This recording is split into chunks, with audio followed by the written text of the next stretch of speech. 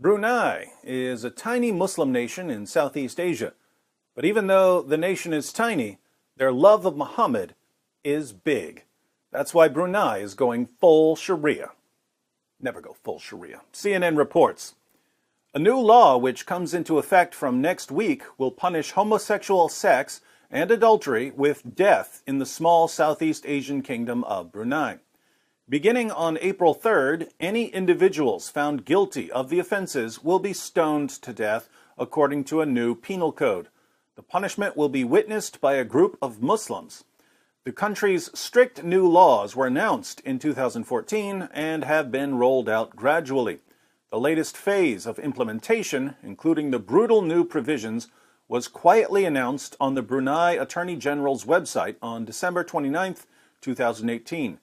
Human rights groups were quick to express horror at the penal code, which will also order amputation as a punishment for theft. Human rights groups were quick to express horror at the penal code. What penal code would that be? A penal code based on the clear commands of Allah and Muhammad. Sunan ibn Majah, 2555. It was narrated from Imran bin Hussein that a woman came to the Prophet and confessed to committing fornication. This woman was married, so it was adultery. He issued orders, and her garments were tightened around her so that her private parts would not become uncovered. Then he stoned her. Then he offered the funeral prayer for her. Sunan ibn Majah, 2561. It was narrated from Ibn Abbas that the Messenger of Allah said, "Whoever you find doing the action of the people of Lut, kill the one who does it and the one to whom it is done." Lut is Lot. The action of the people of Lot refers to homosexual sex between two men. Muhammad tells his followers to kill the one who does it and the one to whom it is done. So the giver and the receiver. Surah 5, verse 38 of the Quran. And as for the male thief and the female thief, cut off from the wrist joint their right hands as a recompense for that which they committed, a punishment by way of example from Allah. And Allah is all-powerful, all-wise. So, human rights groups are horrified at the commands of Allah and Muhammad. That's strange. Whenever I say that I'm horrified at the commands of Allah and Muhammad, people call me a racist and a bigot and an Islamophobe.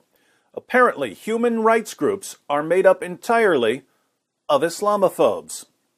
Brunei must immediately halt its plans to implement these vicious punishments and revise its penal code in compliance with its human rights obligations. The international community must urgently condemn Brunei's move to put these cruel penalties into practice. Rachel Choa Howard, Brunei researcher at Amnesty International, said in a statement, "There was a broad international outcry when Brunei became the first country in the region to adopt Sharia law in 2014, an Islamic legal system which outlines strict corporal punishments."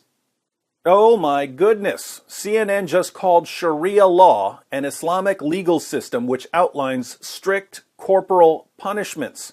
That is absolutely amazing because Muslim activists have spent years trying to convince Westerners that Sharia is a benign system of personal choices for Muslims. Think about the tweets of Sharia expert Linda Sarsour. "I don't drink alcohol, don't eat pork. I follow Islamic way of living. That's all Sharia law is. That's all it is, ladies and gentlemen. Sharia law is reasonable. And once you read into the details, it makes a lot of sense. People just know the basics. People just know the basics, like chopping off hands. But it's reasonable and makes a lot of sense. You'll know when you're living under Sharia law if suddenly all your loans and credit cards become interest-free. Sounds nice, doesn't it? Yeah, where do we sign up for interest-free credit cards and amputations and stonings? Anyone who corrected Linda Sarsour and told people what Sharia law actually is was called a racist and a bigot and an Islamophobe, even though they were completely correct. But now Sharia has suddenly become an Islamic legal system which outlines strict corporal punishments. Funny how Sharia keeps changing like this. The tiny oil-rich kingdom of just over 450,000 people is located on the island of Borneo, close to moderate Islamic nations of Indonesia and Malaysia. In comparison to its neighbors, Brunei has grown conservative in recent years, including banning the sale of alcohol.